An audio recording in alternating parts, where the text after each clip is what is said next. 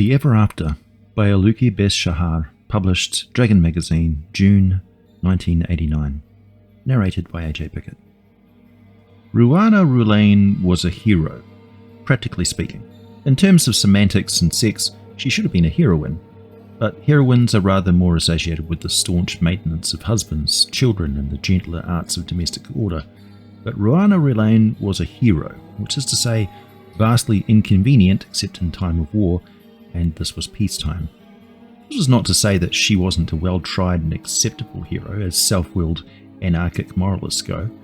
She had slain giants, faced down bandits, meddled where she wasn't wanted for the sheer joy of it, gotten brief glory and a little legend, and would have had more if she'd stopped at any of the places willing to take in a hero and a sword. But she didn't. Like most heroes, she was on a quest. Like some heroes, she was pretty sure she'd thrown over her every happiness in favour of having her own way. She'd listened too hard one day to an inner voice that had told her she was special, and after a solid young lifetime of backing and forthing, missed opportunities and bad choices, she'd followed her convictions to the point where she was sitting in a worn saddle on an indifferent horse on a muddy road, hearing the carved bone rings in her hair go rattle-click, and watching someone else's destiny make a royal nuisance of itself in front of her. Destiny blocked the road, spilled into the rut-wet, half-ploughed spring fields, and squandered itself joyously on the land around. Destiny was 24 of the Grey Duke's soldiers and a Jaggaranath more glorious than anything found outside of a festival procession in the War Duke's capital. The only trouble with the Jaggaranath is that it was not in the city, it was in the country, and so was in a ditch, and the 14 milk-white oxen with gilded horns and golden nose rings who drew it went with such commendable gravity and unstoppable deliberation that the Jaggaranath was now wedged eternally into the sloppy space between the fields and the road. This was a grave misfortune for the Grey Duke and whatever possession of his needed to travel with such pomp. But it did not seem to contain, as a situation, the seeds of any wrong whatsoever that needed to be righted, and Ruana did not intend to let her horse stand and acquire whatever Crown King forgotten ailments an overheated nag left standing in cold mud could catch, so she turned her beast aside for a politic detour over the half-ploughed fields and with inevitability was hauled back by the soldiers to help pull the sacred cart out of the ditch. One more horse and one more body wasn't going to make any difference. Ruana knew it, the soldiers knew it, but they were all of them, including the oxen, enabled by destiny, sorcery, or the perversity of human nature, and so the soldiers called to her, and she came, and the jibe started out boy and went on woman, and then somebody knew her story. Ruana Rulain, the twice-born, genuine hero, certified oddity, ripe with triumph and tragedy and perils surmounted. They were disappointed that she didn't look more like a glittering alehouse legend, though the Grey Duke's men of all people should have known better.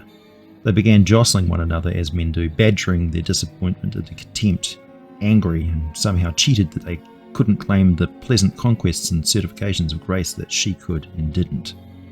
And then it came, as it had to, the sword, the tale, and the challenge, and Rana stood in the cold mud to hear it. Half a year ago, or a year ago, tales varied, it came to the Grey Duke's attention that there was something new in his domain, and he wanted it. This much was fact. The lightning, fire drakes, visions and intimations, godly and demonic, varied from man to man. Ruana did her best in kindness to believe them all. In the end, the Duke, well and truly impressed by something, had sent one of the wide carts that conveyed idols through his city into the dispirited mud of the northwest to claim his prize. They'd found it. They were bringing it back, and possibly by autumn, the Grey Duke's soldiers escorting their Jaggaranath would have covered the 1 week on horseback distance to the city. It was a sword, they said, that killed anyone who touched it except a true hero. And then they laughed and let the matter lie for a moment, and one of them cuffed the drover back to his place at the head of the first yoke of oxen. The oxen heaved, the Jaggaranath tipped, and there was a forerunning sound of sliding. Then Ruana saw the sword. It was the dreaming, lit seawater green of meteoric glass, shimmering, wicked, wide-bladed and translucent. "Love me," it said, Ruana's spirit lived in her eyes to answer. Then there was a winking flame of rubies caught cloudy candy fire in the blade, and Ruana looked away, heartsick. A mock blade, a ritual blade. Nobody jeweled a sword blade he meant to use. But there was more noisy fuss as the Grey Duke's magic sword slid into the mud and lay glinting on its jewelled surface.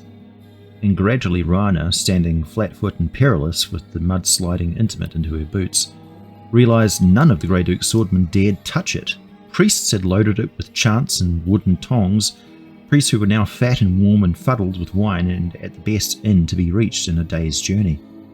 Just before the moment when 20 cold and irritated soldiers doing a job both dangerously and ridiculously decided to prove the traveller with the legend that she could be miserable too, Ruana walked out from among them and picked up the sword that killed with a touch. She knew priests and didn't like them. Most of them lied. It was a two-handed sword. Had to be, that size, but the black bone hilt was grooved to make it possible to lift one-handed. There was a ruby round as an egg and clear as water in the pommel, and the weapon rallied sweetly with lightsome balance, and she did not die. Happen it be, I'll take this toy off yon gay fat chanters for you, and spare yon each the trouble of being where the other is. Her voice was husky, having been forced to loudness in a number of battlefields. They wouldn't come near her. They didn't stop her. She could have taken the sword anywhere she chose. But Ruana knew the name of the inn the priests would be at and had every intention of going only there. She saw no point in stealing useless enchanted swords and less point in being hunted out of the Grey Duke's holdings before time. She would be eventually. It was inevitable. Heroes don't compromise and dukes don't reason. He'd send people to chase her off or summon her and offer her gold to do something she didn't want. Then, well, there were always more lands to the south. But that was for later. The mud dried on her boots as her horse jogged down the road. "Love me," said the sword, seductive in her hand as she rode, and made her dream of triumph, of finding the mythic star harp and playing it to wake the sleeping crown king, or doing deeds to draw the singers from their patrons' praises to make a song of her and her alone. Lost glittered the sword, lost, forsaken, betrayed. The sky grew dark. Ruana frowned and spurred her horse and remembered. Once, a long time ago in the far north country, there was an eclipse, and in its shadow a woman was brought to bed of her firstborn. In the same hour its father died. She lost husband and daughter in that hour, and then her name, because, to baffle the vengeance of the cheated child ghost, it was decreed by the elders of that small village that Ruana should become a man. The bone ornaments were quickly brought, and the drums and herbs, and when the dance was over, there was no grief spent on husband and child, for Ruelaine, twice-born, had none. And when Ruelaine had been schooled to an honourable man's estate, skilled with sword and bow and sling, Ruana left. Sword and horse and ivory dice were all the patrimony and dowry of Ruana Ruelaine. Hero, hero, hero, sang the drung song of the horse's hooves. Sword she carried for another was light and glowing in her hands. Never a moment to weep for her daughter died mourning. No tears to give for her lover, her husband, dead under the ice. They had taken everything from her.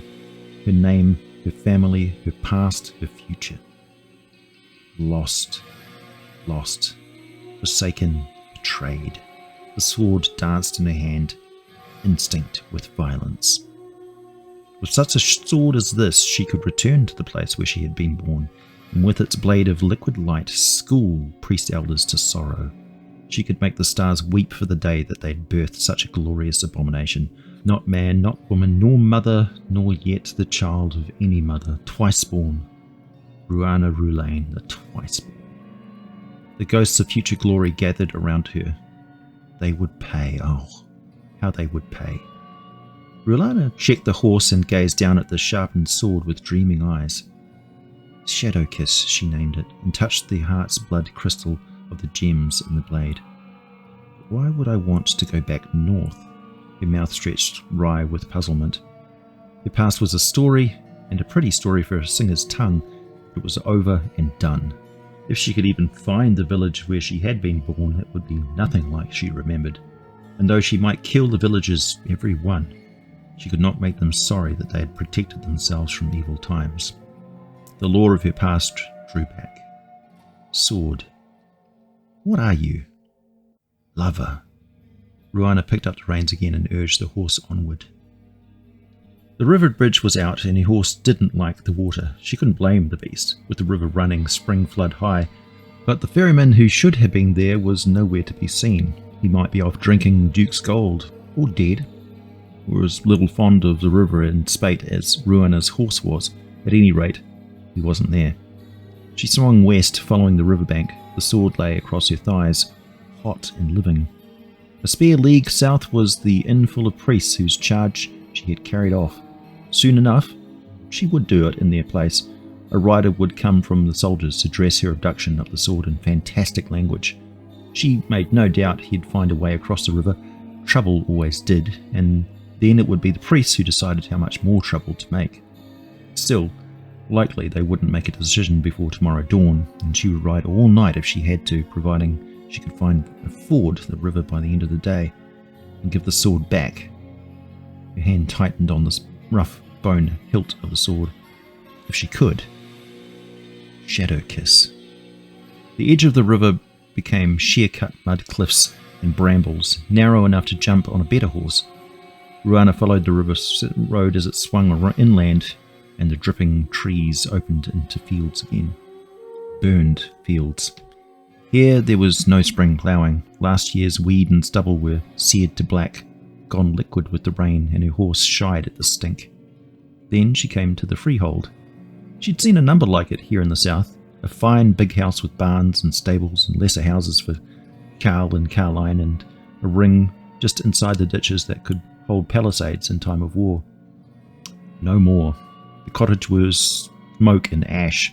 The barn door hung off its hinges, displaying emptiness, and the stable was charcoal bones. If the palisades had ever been erected, there was no sign of them now. She wasn't an utter fool. A magic sword and a duke's displeasure were trouble enough. If she wanted more, she could come back here later to find what had blighted the crops and burned the buildings. Later. Half of being a live hero was the timing. She clucked her horse and turned its head to ride away. But they came out of the house to her and stood starveling gaunt in their ragged gowns and tunics, survivors of a freehold that saw outsiders maybe twice a year, not even that now that the horses were dead. There was no use asking them why they didn't leave, no more than asking them why they didn't fight either. Choice was suicide. The land and their labour on it were all they had. They looked at Ruana with hungry eyes, and even her patched and worn leathers were finery to them. Hero, they said to the bone rings braided in her hair, and stretched their eyes to the luminous glass green of her jewelled sword.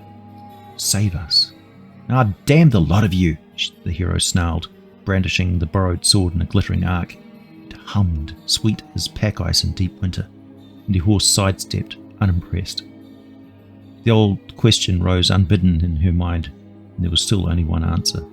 If not her, then who? If not now, when? Happen some one of you will know where it bides, she said resignedly. Happen you'll show me where to go. She had known what it was before she saw the fields. They didn't like the warmth of the southern summer. Left alone, this one might sleep until autumn, but the crofters wouldn't go out to the fields while they thought it was there, and if they did, it would be roused by the scent and sound of prey and attack. She bullied them into giving her what she needed, coaxing them with promises of victory and tales of heroism. With a few hours of daylight left, she loaded the casks and the torches and the firepot into her horse and went off with the least terrified of the survivors to show her the way. The worm had led upland. Her horse stopped at the edge of the gummy, cast-seared earth and would go no further. She swore and tied the shivering animal to a tree, blindfolding it to make it stand. The glass sword she sheathed reluctantly in the earth and drew her own familiar sword blade of browned iron. It would not do to injure what she was hoping to return. But it hurt to let it go. They were meant to be together. Together their word would shape the world. What do you want me to do? The boy's voice jarred her back to herself. In truth, she'd counted herself lucky he'd come with her this far. was an act of bravery, and there'd be no particular virtue in being a hero if bravery were easily come by. Now she took a closer look at him and saw, if not the noble lineage of a singer's tales, at least the mark of more and better food in childhood. "Landholders Ben be, Henny?" she asked kindly. The Northland dialect was unfamiliar to him, but he understood enough. "My father was freeholder here. The dragon killed him. Now I'm freeholder. I want to help you to kill the dragon." Ruana saw the stubbornness under the dirt and the bleak knowledge that to hold the crofters to him now he must add Dragon Slayer to his name, like it or not. "Well then," she said, accepting, "if you're after killing Worm, my callant, take up one of those casks and come along. Worm Lair has 2 ways in. Other one will be hidden and likely we could spend a planter's year looking for it, but a worm's a vicious hellcat, and if we block up one entrance, he'll be bound to come by and see why." She was far from being as confident as she sounded, but she had killed worms before, even with unskilled help. Fire blinded them, and at the very least the thing would be there somewhere else. Dickon stuck the torches into the ground. Ruana lit them all from the firepot, then stove in the top of the first oil casks. "Mind you get ready to run." "I'm not afraid." His hands were shaking as he took the open cask and headed up the side of the worm hill. "Hurry, damn you!" The words came out more sharply than she'd intended. They'd made enough noise to wake it. If the worm came out on top of Dickon, he wouldn't have to worry about holding his father's lands. His feet left dusty footprints on the tarry surface of the hill. The oil slopped all around the hole in the earth as he poured it in. He threw the cask in after it. "There's something down there, I saw it," Dickon gasped, sliding down the hill again with hasty grace. The earth shook, and the blind white shaft of flesh burst out of the hole. "Too soon!" Ruana snatched up the nearest torch and shied it past Dickon's head, praying it would stay lit, would ignite the oil, that 1,000 different luck chances would fall her way. The cask, balanced on the worm's head, fell. The torch struck its oil-slicked side and set the creature afire in a rush of flame. She heard the boy and the horse both scream, and perhaps the fear that she should feel would come later in dreams, but for now she was here to kill the worm. It towered up to the sky, a column as big as the body of an ox and glistening with the juices running from its split, seared flesh. Its head was ringed with ruined eyes, and clashing triangular teeth lined its mouth and throat. It smelled of rotting cheese. Ruana Rulain ran up the side of the wormhill, over the new wetness that made her boot-soled smoke. She reached the marrow-fat translucence of the body of the worm and cut deep into the leather over-jelly of it. Slow grey-white gobbets of ooze began pushing through the widening rip. The worm wailed. She felt its soulless cry as a lancing pain in her head. It tried to retreat, but even the smooth sides of its tunnel were too painful against its skin. Thrashing blindly, it searched for the source of its agony, slamming its body again and again against the ground outside its nest. The third time it hit the ground, Ruana jumped to its back. Before it had time to throw it off, she locked her ankles together behind its head and drove her good iron sword into its skull. Treetops flashed by below as it reared, carrying her up into the last rays of the setting sun. The sword sank in deep, and she began to soar, wondering for a brief moment if she would have done anything so foolhardy as face down a worm alone at eventide if she weren't grieving already about giving up that Duke's bawbee of a glass sword. But there was no time to wonder, only to curse as the pale jelly of the worm foamed up over the gauntlets and began to burn onto her skin. Black liquid sprayed out of the mouth and seeped up through the wound she had made, and one of her hair rings cut her left cheek as it was whipped giddily around. And still it would not die. "Crown King!" she cried, but the sleeping god did not hear. Furious now, she stabbed and gouged and plunged her hand deep into the acid slime of the beast's body to find something solid to cut that would end its life. Fingers met around a gut-slippery thickness somewhere inside. She squeezed and, madly, pulled. Then the pain in her head was blinding, and for an instant she was free of both earth and worm. It was still dying as she shook hair out of her eyes, knowing enough even now not to touch her face. Her hands closed on emptiness, Her sword was gone. The trees had broken her fall, not her neck. She groped to her feet with a groan. Better than she deserved. Could she have been so stupid? There were some questions better not asked. She stripped off her half-eaten gloves and looked at the raw red flesh beneath. Water first to wash them, and then another cask of oil to save the skin, always assuming the horse that carried it hadn't managed to bolt. The worm was lying fully extended now, dead and already beginning to rot. 18 feet, maybe 20? A prize specimen, but not big enough to do the damage she'd seen at the farmstead. She heard a scream, Dickon, and looked up. A second worm was coming. This one flew. And she didn't have a sword. The Crown King, before he slept, had seen fit to put 2 of every kind of beast into the world, and the worm was no exception. What she was seeing now, Ruana guessed, a she-worm, and it looked like being the last thing she was going to see. The creature's body bulged and tapered, and wings like rainbow and pond slick made a haze over its back in the fading twilight. Find a plan, Dame, otherwise you just wakened the thing to raise the holding again.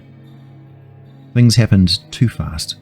The buzz of the she-worm's wings filled the air, and Ruana saw the white flash of Dickon's face off to her left. He was terrified, but he was here. And then he grabbed for something, and she knew what it must be. She ran toward him, shouting, "No!"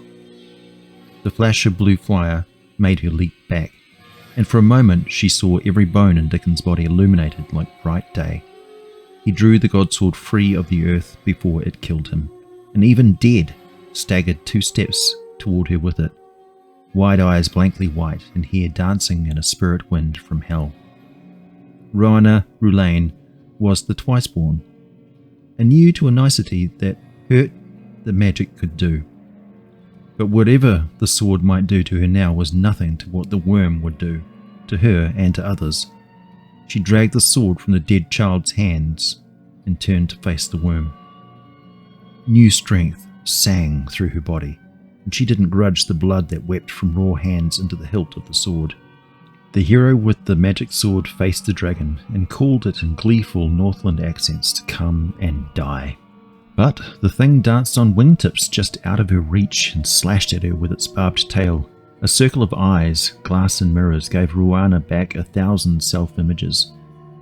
So she did what she had to, luring it back into the darkness of the trees, where it could not use its wings, where her only defense against the vague murderous paleness was Shadow Kiss. No ritual blade this, but a killing engine edged sharper than glass, lighter and stronger than any smith-forged sword. Each time the sword struck, it bit ruinously deep, fast and deadly, and meant for her hand alone. Ruana butchered the loathing worm in darkness so total she could not be sure when it died, only that it was dead when she staggered away from the body. There was no moon. She followed the sound of the water to the riverbank and fainted with her hands in the stream. In her dreams, she rode the worm again, and its torso writhed and bucked between her thighs, only to change, dreamlike, to the body of a man who laughed and clasped her and held her close. Ruana, Ruana, Ruana, Rulain, Rulain, twice-born. He sang her name and shimmered away to mist before she could see his face. Who are you? She knew the answer. Demon dreams, and she too tired to wake. She reached, dreaming, for her sword. Name me, and I'll tell you. Name me, and I'll stay. The promise came from nowhere and everywhere. She bit her lips shut over the name. She was standing in a misty plain. Shadow Kiss was in her hand, sensuous as jade. The light from its gems stained the shrouding fog pink. Who am I? Mr. Echo demanded. Where am I? Ruana countered. On the edge of heart's desire came the inward certainty. Ahead, the mist thinned. Rocks appeared. A cave. She was standing on the wet sand of ebb tide, and as she walked toward the sea cave, her boots made no sound. Once inside, she heard the booming rhythm of the surf, and by the glittering salt blue flame of torches she could see damp rotted frescoes weeping down the curved walls. Crown King and Star Harp, the lesser gods, heroes, ancient kings and men, battles and wars in undiscovered countries, and at their centre, The star harp waited to wake the crowned king and play to life new universes. It glittered on its altar, recurving framework charmed golden out of starlight and strung with a silver purer than any metal. Here was the linchpin of the turning world, waiting only the mortal who would take it up and become the centerpiece of the gods. This was what she wanted. This was what drew her through a life of bad inns, worse food, and no more home than blanket and saddle tree. To take the star harp and do a deed remembered down through the ages, to change the shape of the world. The other entered the cave behind her. This was the truth, the answer, and the bargain. She could name the other if she chose, and gain a hero's sword for a true hero, chosen of the gods to be the herald of a new age, a lover for her love, and the promise that everything she had done to reach this place was justified and paid for, burnished right and inevitable and necessary. She lowered the sword point to the sand. She did not need the outward symbol now. "Ruana," said the other, shadow of herself. Arms embraced her from behind, and on their hands' fingers were green glass rings set with rubies. "Name me," said her shadow, and in the words echoed every consequence of her actions. The star harp filled her eyes with gold and silver light. Loved, worshipped, glorified, avenged. "You killed the boy." For a moment it seemed even the star harp glowed less bright. "It is my nature. Soon all will know our legend, and no one from the lowliest peasant to the highest lord will dare lay hands on the sword of the twice-born. Do not set one unimportant boy against that. Do not shame me. I have waited for you since the universe was made. Together we are complete. With me you take up a mad god's curse and a glorious destiny, to play the star harp and bring order to all the worlds. Ruana, beloved. And all at the cost of one unimportant boy. Take the sword, or decide that some glory asks too high a price. Ruana Rulain made her choice. Name me. Shadow Kiss. She woke in the morning to river and mist that convinced her she still slept, to lark song that was no respecter of dragons, to a splitting head and blistered hands and an empty belly. Her back hurt. She was glad to be alive. The horse was dead. The worm and its mate were nothing but odd bone barbs. The boy Dickon was a featherweight in her arms. She took him back to the freehold and told the survivors the tale, that she and the freeholder's son between them had slain the dragon and its mate, and now the woods and fields were safe. The crofters gave her bandages for her hands and a share in their breakfast. They gave the hero's sword a reverent distance and buried the boy in the stable yard, where the stones could easily be taken up. Ruana left before they were done. Midday on foot she found a ford and began the laborious process of finding the main road again. Shadowkiss was wrapped in blanket scraps and slung over her shoulder. The Grey Duke had sent his men for the sword, and Ruana had told them she would take it to the priests, and so she would. But now it seemed she would take it to the Duke as well. And Father. It was an inconvenient fact of life that the future seemed to hold killing and maybe imprisonment, and certainly the disappointment of a powerful overlord in the matter of the god sword Shadowkiss. The Duke would certainly want what he considered his, and she had no intention of giving it to him.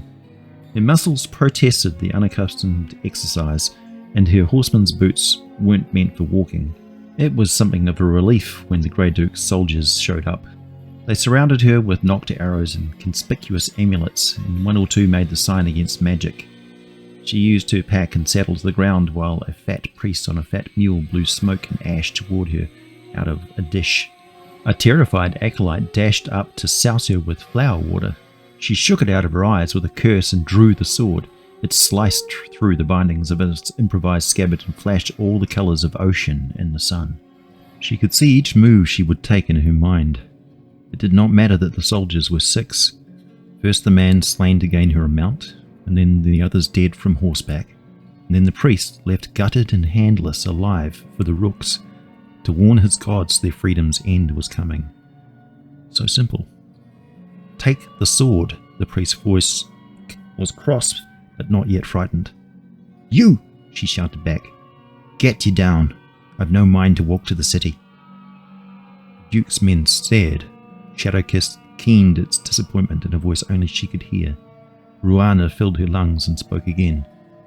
"Listen, McCallans, your Duke will want to know what's kept you so long on the road. Do you want him having the Chanter's way if it only? You're sworn to take this sword to him. I'll not stop you, so get that useless noise off his beast and we'll be off." The soldiers looked at one another. One of them smiled and the others laughed. "And look you mind the sword," she said, as the captain started toward the priest. "Happens it kills heroes too." Her feet were tied beneath the belly of the mule, and the captain led it. After the first day, they got her a horse. On the third day, they gave her a scabbard to fit the sword, and her feet were untied. On the sixth day, they entered Corchado. It was not the largest city for priests, or the biggest for markets, but it was a city you must take to take the south. Somewhere farther down the road, they spoke of this as the Northland, and even there they spoke of Corchado. It was built on a hill made of the broken stones of enemy cities, and enemy bones were mortared into the bricks of its walls. The soldiers brought her through the town, and she brandished what she carried for all to see. Shadowkiss urged her to find the way to Ocean, where the Star Hut waited and the Crown King slept. It forgave her betrayal and loved her again, dreaming and promising her destiny. Ruana had never seen the ocean nor spoken to anyone who had. The way to the ocean would be a journey through legend. The castle portcullis closed behind her. The sword was in its sheath, and her hand was on the sword hilt as she dismounted. There was an inevitability to the situation it was hard not to admire. The Duke wanted the sword, to which he had only a tentative claim at best. Ruana had a better one, but things being what they were, the moment she enforced it, people would die. She had no faith in the healing power of common sense.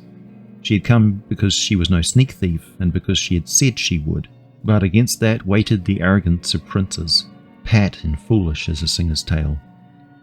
8 men in gilded plate armour presented themselves in the courtyard. Their captain was in plumes and scarlet. Shadowkiss foretold their deaths, and Ruana waited for them to demand the sword she carried. But they didn't. "You're to come with me, Rulain, Twiceborn. The Duke will see you." The parade captain looked at Ruana. Not much older than an unimportant boy. Ruana took her hand from the sword hilt. This time it was harder. Captain closed the door behind her. The room held one man. Now Ruana drew the sword. In the dim room it gathered all the light and gave back colour brighter than the tapestries. The Duke looked up. He stood at a tall desk by the window, turning the pages of a book with jewelled covers. "Is this what you sent for, me fine one?" Ruana asked.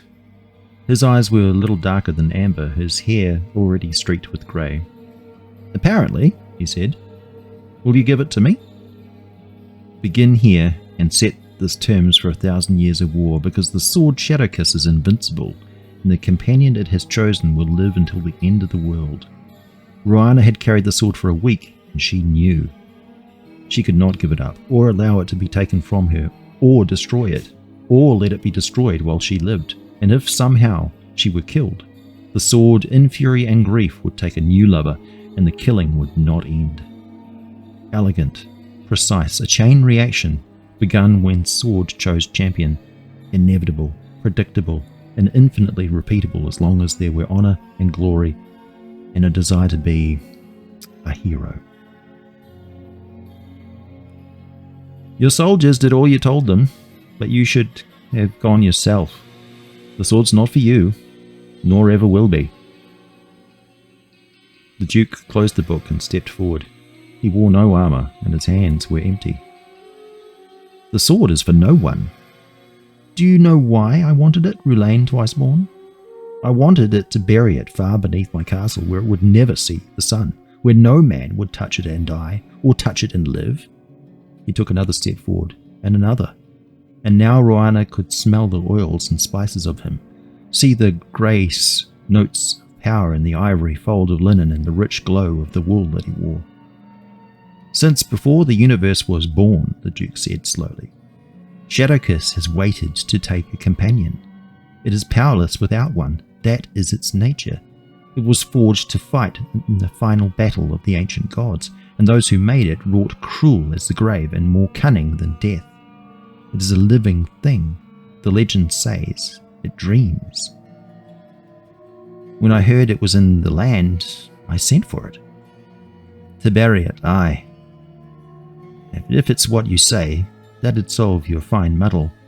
Until your son's time, or your grandson's, or did you think no one would ever know about the god sword with Corchado sitting on it? Armies have marched for less. Ruana lowered the sword slowly until its point touched the floor. It glowed bright enough to cast shadows on the stone and light the desperation on the face of the Duke. Even a lifetime is more than the world will have if you leave this room alive. Help me slay the sword, if there is any chance that I'm right. Will you take the chance that I'm wrong? I'd sooner spin flax into gold than try to spin the truth in a prophecy, or a prince. And I'm mortal, fond of taking chances. The lines in the Duke's face were deeper now, but he smiled wearily. I'm too late then. Whatever you've come to do, Twiceborn, try. I've had time to prepare. If you manage to get out of here alive, I promise you a war such as the world has never seen. But tell me first, what has it promised you? A name, song, glory to outlast life and deeds to change the world. Never do you mind, but I'll tell you this, your chanter's nonsense is a thought right, a grand name-calling and proudful. You say the sword lives, you're right, but what is yon sleeked thing but a bairn, with a bairn's temper and a sharper edge? It wants its own way, that's all, and no thought afterwards or anyone else, but living things learn. There won't be a war for Shadowkiss this spring or any other. I'll see to that. She flipped the sword back into its sheath and rested her hand on the pommel. The effort it cost her was not visible for anyone to see. Are you saying you can control it? You're mad. We'll make you serve it. How? Would I be here if I couldn't control the sword, or would I be off waiting for you to bring me a pretty army to pass the time? All banners and causes and bad cess to you for a fool.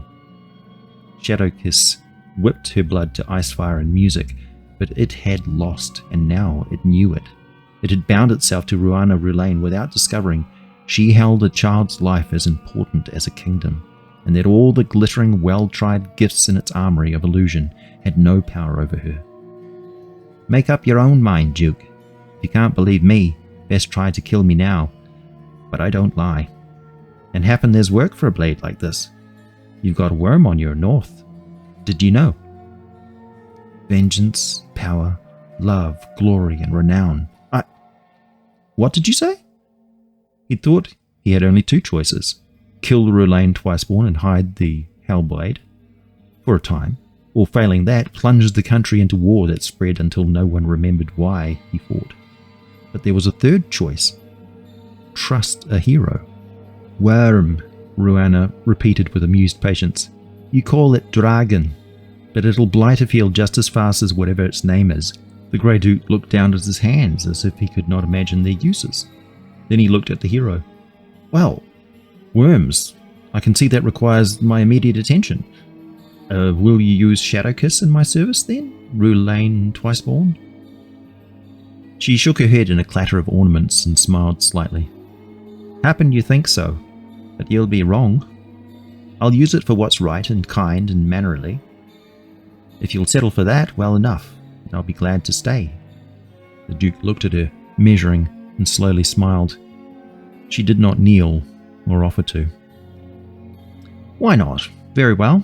Stay with me. I'll give you anything you ask beside, even, as they say, unto half my lands. Oh aye, as to that, I am no thief either. And its peculiar mannerisms you must have in the south, Mahini. A horse and a bed will do me. Kingdoms are a nuisance, and I've already got a sword. The hero smiled again with acceptance and regret. And my destiny. Once there were gods, and of their legacy one last touchstone remained. There was only one thing it knew how to do, and in its particular innocence it could not imagine anything beyond that. Now it would learn. She had wanted the star harp, and the glory of it was within her grasp. She wanted her own way, and with the star shadow kiss, she would be invincible. Heroes were inconvenient. They have no sense of proportion. Over glory or freedom, Ruana Rulain chose instead the peculiar conceit that you did not have to be a hero to matter. But because she was a hero, she took up the sword anyway, knowing that for the rest of her life, she would have to set her will against that of Shadowkiss every waking hour, even though she loved it. It was heroism, though not the sort that makes legends. In a way, Ruana had been made for one task just as the sword had. It loved its companion. That was its nature. Even now, it would not betray her. Shadowkiss was bound. There would be world and time, and no escape, ever. Trapped through all the long nights and the empty days to come, without battle, without war, without any sort of kind of glory, shackled forever to the useless hollow business of work and duty and responsibility. For an unimportant boy, for the heresy that bread was preferable to destiny and kindness to high drama, for the knowledge that childhood ends and that in that end even gifts must be paid for. To every seduction it could offer, Ruana Rulain, the twice-born, would ask, why? And proud love would compel Shadowkiss to answer, and know its answers scorned, until in the end it had no more answers, and no more belief in the bright beauty of war. And the sword wept.